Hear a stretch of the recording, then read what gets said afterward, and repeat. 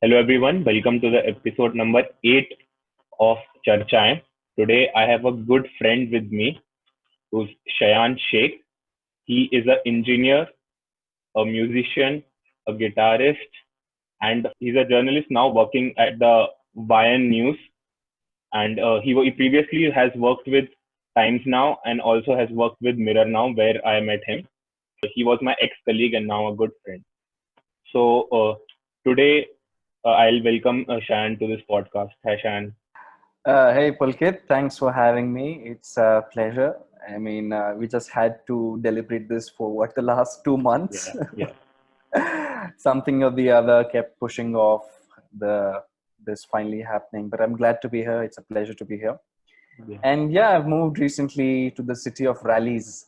Mm, I wanted to say Kejriwal land, but it's not technically Kejriwal land okay, because now I'm in Noida. Noida. Yeah, So I'm in Yogi land. yeah, But nonetheless, I still consider myself as part of the NCR. So I've been meaning to live here for a while, mm, having lived in Pune and Bombay. Delhi was a territory where I wanted to spread my roots and yeah, understand better. So yeah, working with WION currently and just absorbing everything around me in the city, the landscape. yeah, Run for a cause on the occasion of International Women's Day to change the mindset around menstrual hygiene and menstruation and to spread the message to bleed with pride to women all across the world. Happy Women's Day. yeah. It was very astonishing to find out, like when we first met at Mirror Now, that you belong from Pune and your Pune connection rooted from COEP, and you did engineering from COEP. So how did that graph come along? Like you were doing engineering and then you went to Times Now, then Mirror Now. So how does journalism creeped in inside an engineer who was from a very reputed college in Pune? uh, so I'm someone who's anti-label, all right? So I don't prefer labeling myself as a journalist or an engineer or even a musician for that matter formally, Yeah, but it has to be done for for people to connect with you. You need to have some labels attached to you. But myself personally, I prefer to just call myself a student. That's it. I'm just a student of life and a student for life. So I want to continue learning and want to continue educating myself with whatever piques my interest. yeah, So that's where it began. I have always been a student who's been interested in physics, chemistry, the sciences, yeah, as you would like to collectively call them. And that's what really drove me to, believe that engineering would be the right path for me, mm, because I had just recently moved to India for my engineering studies. I was born and raised abroad, mm, and it was a new culture for me to absorb myself into, yeah, not just a new culture in terms of a student life, but also adjusting to the whole dynamic of a country. I saw India as a country till I moved here. I lived primarily in the Gulf, in Saudi Arabia, Dubai. So to me, India was that exclusive little place where I had only visited during my vacations, yeah, right? So it was, when I started studying engineering, it was a paradigm shift on multiple levels, yeah, culturally, socially, environmentally. All of that just came to me at the same time. So anyway, I did start studying IT engineering because I always had a keen interest in computers or coding, and I somehow thought that perhaps this is what I should make my career in. mm, And this field, engineering in IT, mm, would drive me towards my passion. Right? yeah, I was still not very clear on where that would lead me or how it would lead me there, but I just took the dive. Okay. Uh, at the suggestion of my parents, the suggestion of my seniors and peers, I said, okay, perhaps this is the right way to go. But boy, was I in for a surprise when it hit me and when I realized that this is not really for me. What I thought of mm, engineering, it's definitely not what it turned out to be. It somehow just strained all of that interest for the sciences and information technology and computers out of me. It became very monotonous. It just became a mediocre part of my routine, which I just wanted to get over with as soon as possible. So I realized quite late on into my engineering journey that this is not for me. This is not who I want to be. Yeah. So that's where it got the ball, that whole mindset set the ball rolling in a motion where I knew that I had to figure out something else for myself. Mm. And I'm a person who's perennially driven by curiosity. Curiosity has driven me to do everything that I do today, be it journalism, be it playing music, Yeah. guitar, or learning some sort of music production, or something as simple as solving a Rubik's Cube Mm. or painting. Every hobby, every facet of who the world sees as Shaayaan, right? There are Yeah. people who just know me as Shaayaan the musician. They don't know what Yeah. I do besides that. There are some people who know me as a painter. I'm part of select circles Mm. where I show that facet of myself to people, perhaps not the whole picture, right? Because I feel that is what, uh, that's the side of me that they should know, and that is what is relevant to them at that particular moment. Mm. So that's me. I try to have these multiple personalities of myself, let's put it that way. So journalism and engineering, they somewhere coincided, and it delved into just journalism because the curiosity drove me to that. And I also realized that I had this certain set of skills, Mm. perhaps writing, reading, comprehending, and the ability to speak and communicate crisply and concisely. Yeah. So I've had an extensive background in public speaking. Mm. I wanted to put that to use. Mm. I've been on stage since the age of 4.5 years old. So Mm. the stage has, in a way, been my second home. Mm. Right? I've felt really comfortable speaking to people on a larger platform.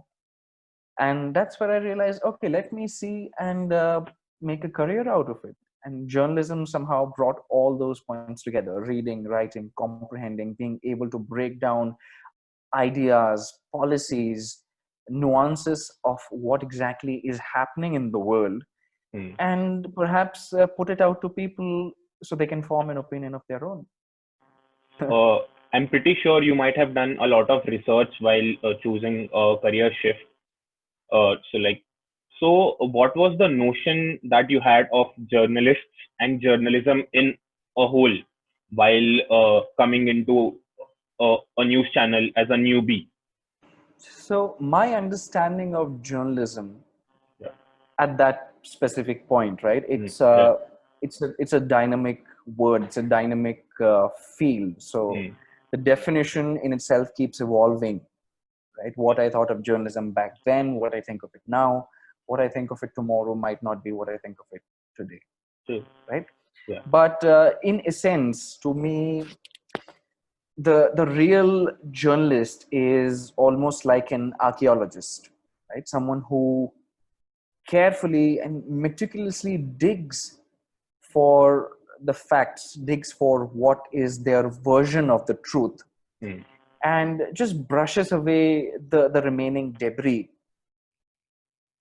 that could be distorting that fact, Yeah. and is able to present that to the world, to the audience, Mm. right? That, in a sense, is what journalism is to me. An archaeologist who's digging for facts, cleaning them up, and presenting to the world a different perspective, something that they had not seen before or even thought of before. Mm. Uh, the primary aim of journalism is, put very simply, is to provide relevant and reliable information to the masses. Mm. That's it. Journalism's first obligation, that I think, is to truth. Its first and only obligation is to the truth, whatever it be, no matter how damning or how damaging it might be to the estate or to a person or to an organization. If the Mm. truth is the truth, that's it. Right? It might sound like it's black and white, but it really isn't. There's a lot of gray in between. Hmm. So its obligation is to truth and its loyalty is to the citizens. That's it. That's it. Journalism as a whole to me encompasses just these two loyalties and obligations. That is it. So that is what I used to think of it. And Hmm. today as well, I would say that is what it is. It might evolve into something else tomorrow. The more Hmm. I learn about journalism or learn about the world, put it that way. It's not Yeah. just one field that I'm part of.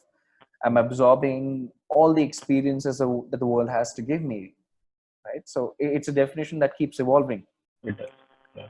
But So that is where it all sparked from, right? yeah. Yeah. The responsibility of journalism as the fourth estate, how much power it has. It's always holding the truth to power, right? Yeah. Journalism is the gathering, reporting, the dissemination of news and information in the public interest. So, entering a newsroom after finally getting into the shift.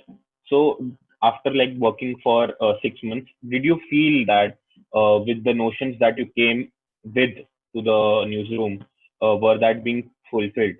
Which year did you start in Times Now? 2017. Okay, 2017 is when I 2017. joined Yeah. Times Now. Been following news media from earlier, you like we generally had seen a paradigm shift in the way news was presented pre the anti-corruption movement that happened in Delhi, led by Arvind Kejriwal and Anna Hazare, and then post that, because there were clear-sided the media house that were developing. It was very clear side they were belonging to. I remember my first day in the newsroom, Yeah. right? And that's a day that's etched in my memory Hmm. very vividly. I Hmm. can recall it as if it just happened yesterday. Hmm.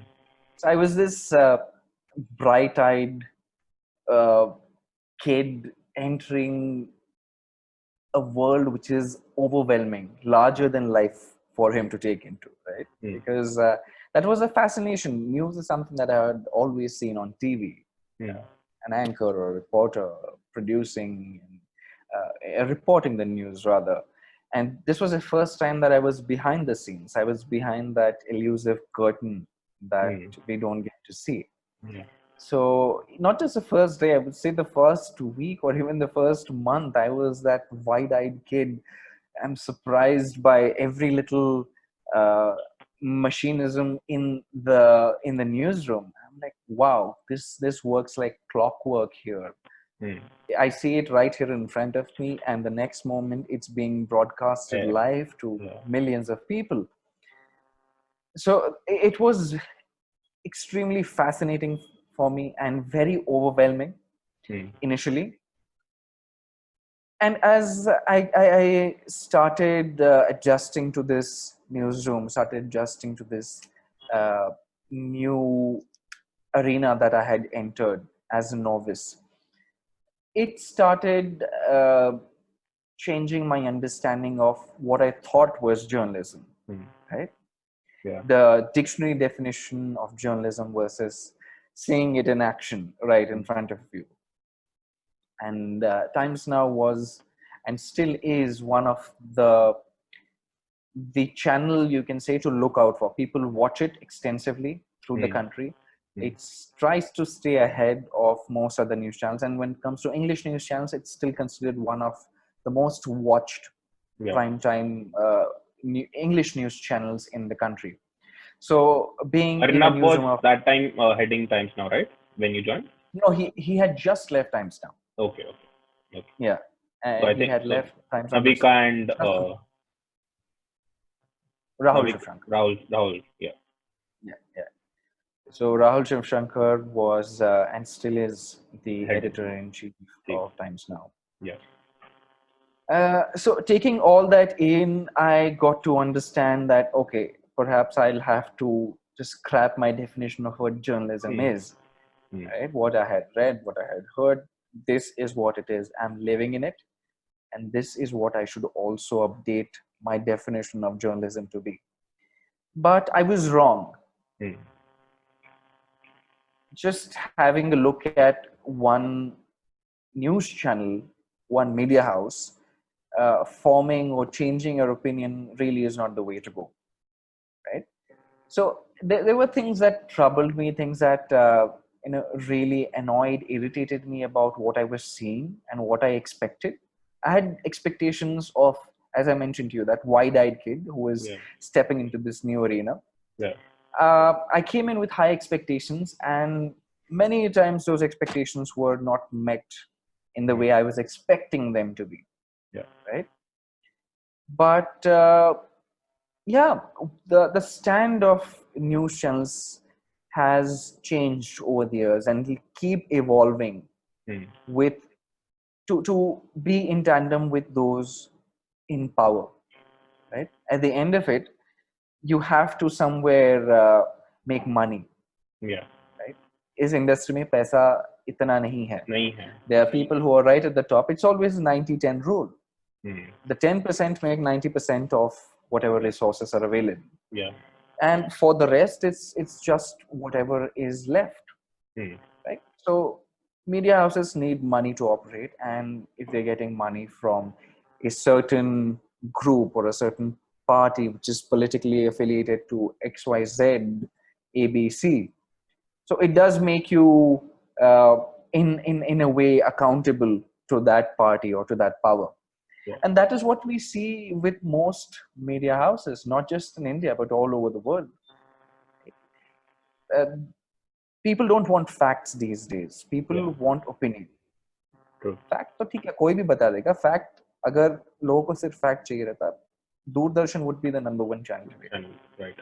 Because that is what it gives you. It gives you facts straight up.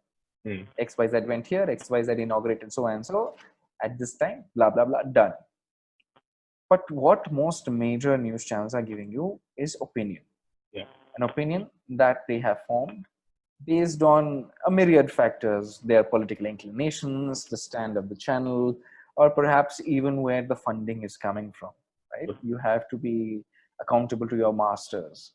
Unfortunately, journalism, no matter how independent you want it to be, it unfortunately isn't. It is still run by certain powers. Yeah. And that's how almost every major media house is in the world or in the country. So, and this is something that will keep happening once you see a change in the power at the top, right? Right at there. You will see these news channels and media houses pandering to that government then. I agree. It's happened in the past. It will keep happening in the future as well. So it doesn't matter if it's UPA 2, if it's NDA 1, NDA 2, whoever comes next, they are going to have that pedestal for themselves. You know, I'm unfortunately, but that is the reality. That is how journalism, data, and information is going to evolve. Free expression is such an important part of democracy. You can't underscore it enough. And free expression is the capacity of everyone to open up their computer or to take their telephone and to key in and to sort of blog and to say whatever they want. And providing they act within the bounds of decency and the law, they can say what they want. But they don't have to tell the truth. And they don't actually, have to tolerate other people. They can be offensive if they want to. They don't even have to say who they are. They can pretend to be somebody else. I mean, free expression is about giving people the freedom to say whatever they want without any undue restrictions. And they certainly don't have to be accountable. They don't have to say sorry when they make mistakes and so on and so forth. That's free expression. It's great and it's liberating and it's an important part of democracy, but it's not journalism. Journalism is quite distinct, because journalism is not free expression in that sense.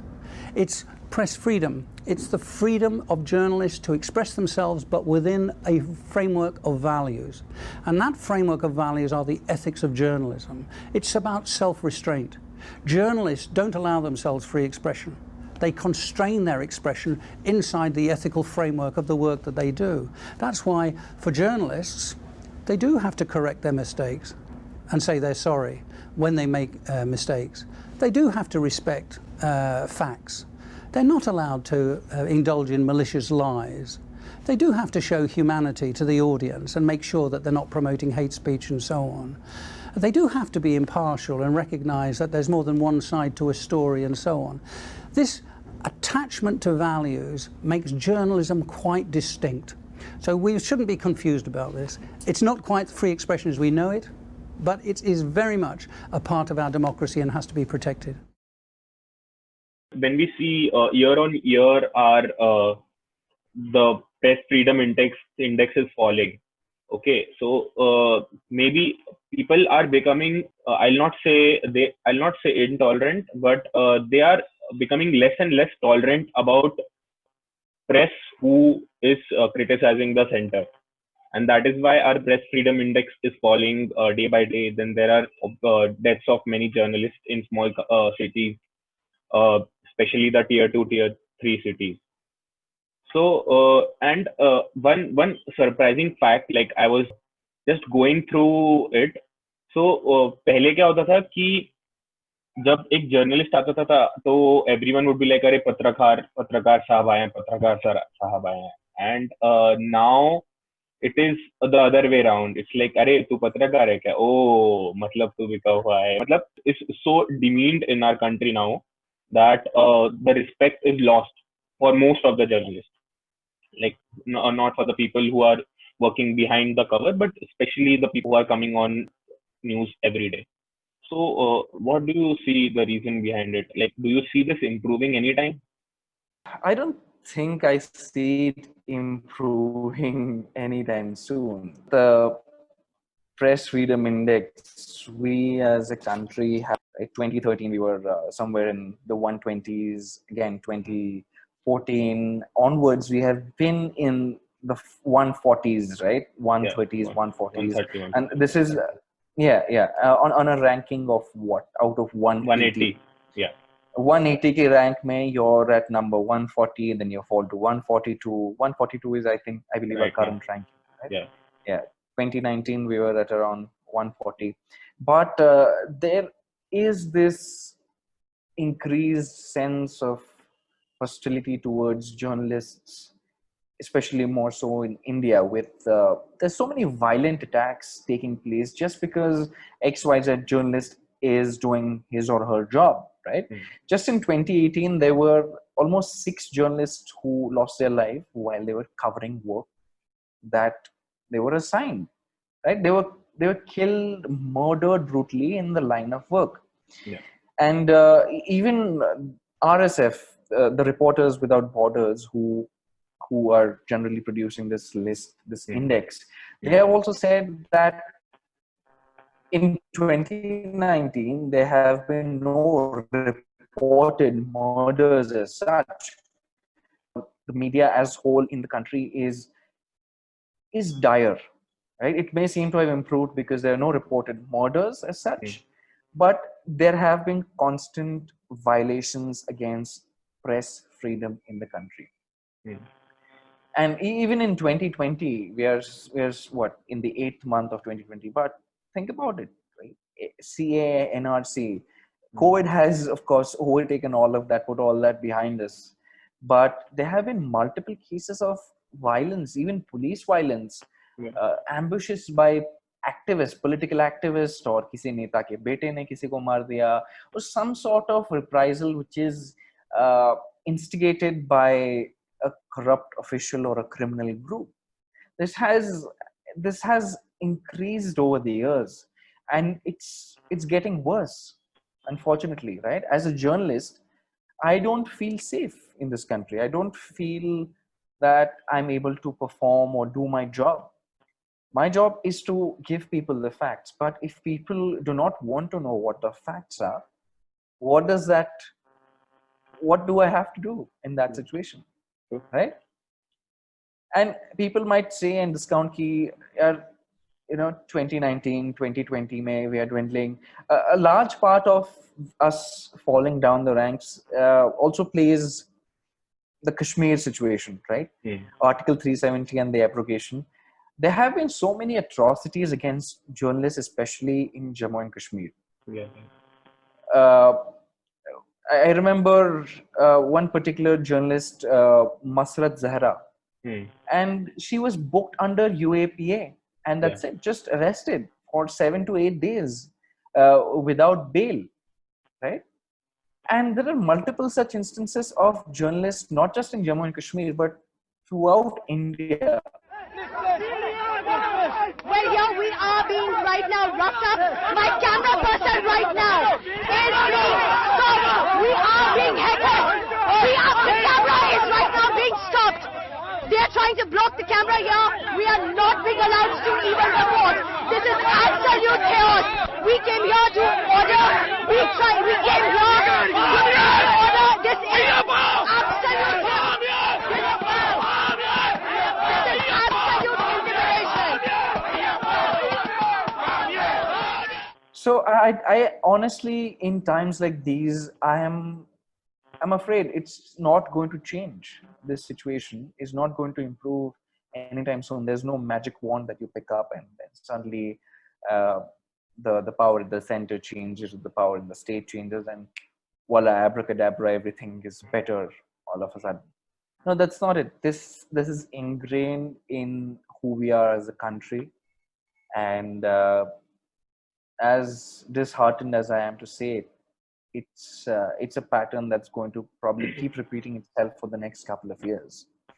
That is sad. On the index, yeah. That is the saddest part, and that is why I see a lot of big journalists now going independent. So they have their own YouTube channel, their Instagram accounts, and they do independent journalism. So do you think the revenue model is as good as for any income that you can earn through a news channel? Do you think you can survive on a independent journalism basis? Can you survive as well as do correct journalism? It is quite possible Yeah. to be independent while at the same time doing your job. And Hmm. that's why we're seeing a rise in popular former TV journalists Oh, who are now taking the independent route. yeah. But there are unfortunately not a lot of them. You can just probably name a handful of Hmm. such journalists who have taken that, who have plunged and taken that dive. Like, okay, Yeah. I'm going independent. I do not want to report to some higher bosses. I don't want a hierarchy above me. Hmm. What I'm going to share with people is going to be my independent opinion, right? And that is, in a sense, what journalism should be as well. Yeah. Not influenced by any higher powers or any uh, investors or anything of that sort. It's, you are just giving people facts and perhaps an opinion of your own. That's all you have to do.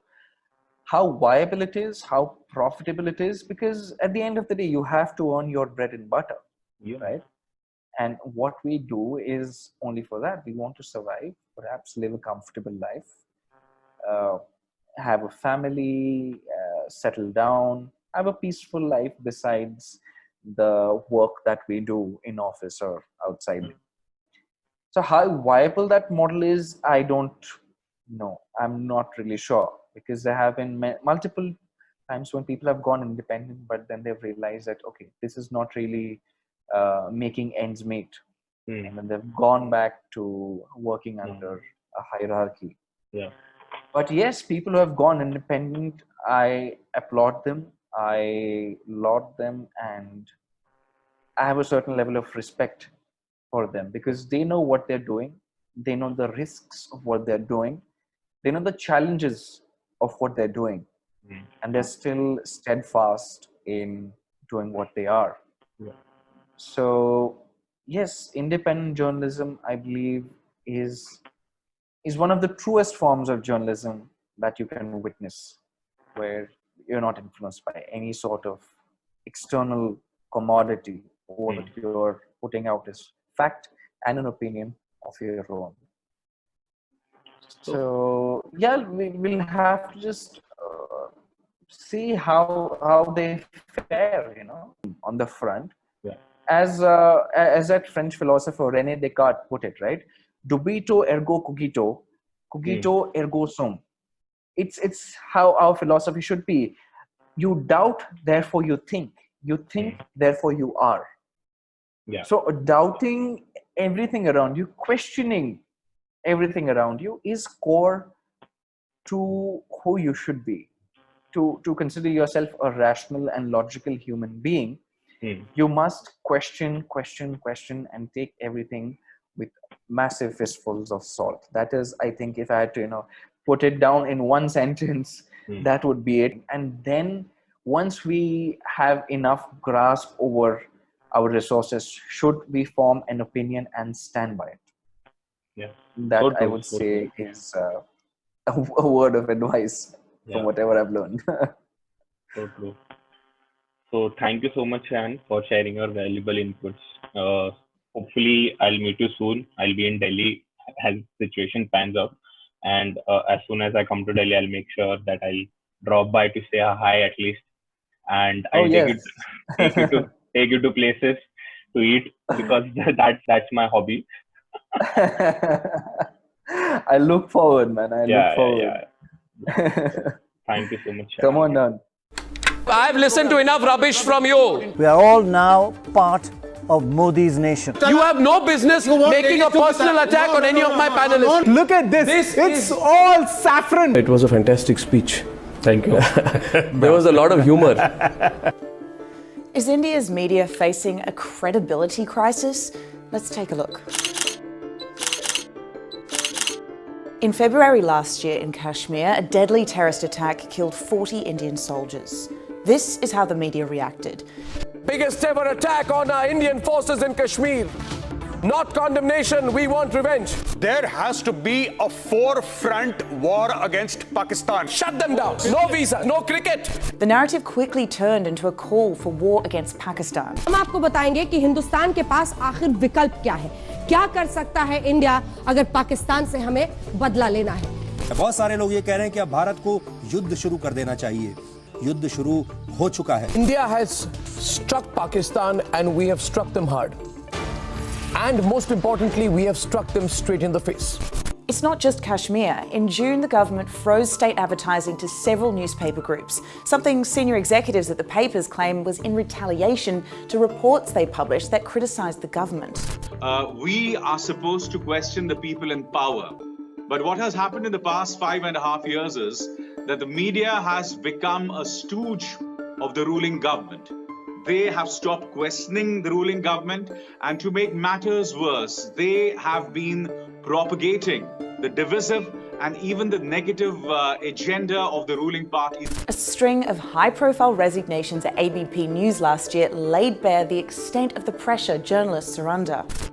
You would say something on air, as an anchor or as a journalist, or if you wrote something on Twitter, they would kind of pressurize you in different ways. There was a person called Nripendra Mishra in the Prime Minister's office, and he would actually make calls to the proprietors, to the editors, and of course, point out something that the government was not very comfortable about. So yes, this government has been working in different ways to pressurize the media. Apisar's exit came a few weeks after the resignation of managing editor Milind Khandekar and anchor Punya Prasun Bajpai. But you could say the writing was on the wall. In 2018, when ABP called out Modi for a claim he made that farmers were doubling their income as a result of his policies. और पहले की तुलना में आय कितनी बढ़ गई आपकी? अभी 2 गुनी हो गई है सर. अच्छा, और जो महिलाएं आपके साथ काम कर रही हैं, उनकी आय भी बढ़ गई होगी? जी sir. They sent a reporter to interview the farmer who denied it. ऐसी आय नहीं बढ़ी है? No sir. मुनाफा नहीं हुआ है. After leaving, Bajpai wrote an expose detailing the extent of censorship. From being told not to take Narendra Modi's name on my show or show his image on any program critical of the government, to a sinister blacking out of my show Masterstroke, what happened was nothing short of censorship. He goes on to say, The message, sharp and clear, to every news channel was this: go against us and your business will suffer. threats and violence is becoming a new normal for journalists in India. Around 50 have lost their lives within the last 12 years. The country has slipped in the World Press Freedom Index to 140 out of the 180 countries listed. That's behind Afghanistan and South Sudan. Rigorous journalism is still taking place, mostly through online outlets.